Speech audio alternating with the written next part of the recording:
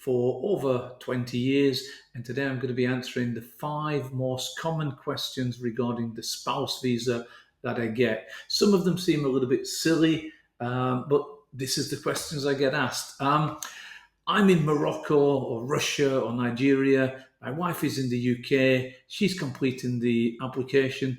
Is it an application overseas or within the UK? Well, it's an application overseas. It's where you are the applicant, not who is completing the application, not who is your spouse in the UK. So this is an overseas application. Obviously, if you're in the UK and you're extending or you're switching, then it would be the UK. But it's where you are living, where you are resident.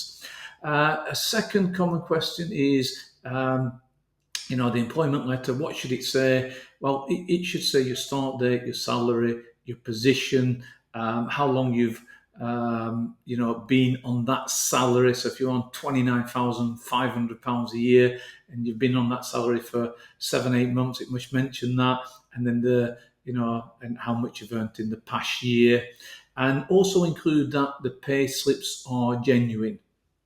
Now, if it's an arranged marriage, have a long honeymoon. Show that the families have met. Any pictures you supply for any part of the application, the names, the dates, the locations. If it's family members, my brother and sister meeting at the wedding, have a long honeymoon together.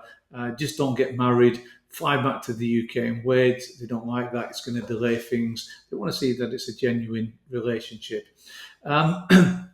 Hotel bookings, flight bookings, on the invitation letter, mention the history of the relationship, how you met, when you met, show the visas as well that you've lived together.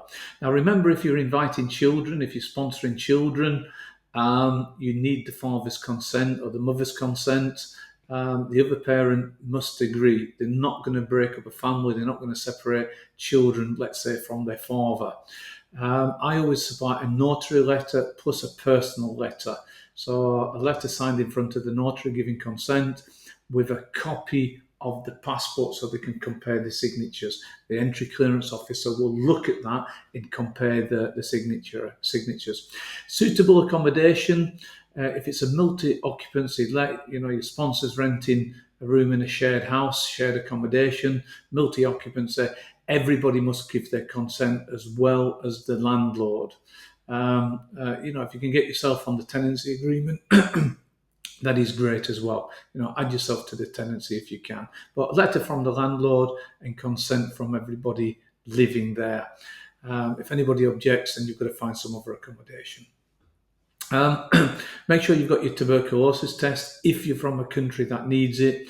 Do the level A1 English test. But if you can do A2 or B1, it'll save you money in the future. You'll not have to do it again if you used it on a previous application. So if you use it on the initial application, level B1, then you can use it after 2.5 years. You can use it after 5 years. So you can use it again. You don't need to show progression if you've already got level B1 and you used it on a previous application. Very, very important that.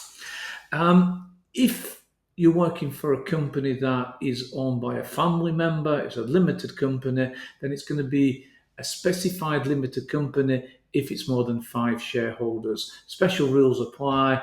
You're going to need the CT 600, the corporation tax return, plus you're going to need 12 months business bank statements, 12 months personal bank statements. So if it's a family member that you work for, they are a nightmare.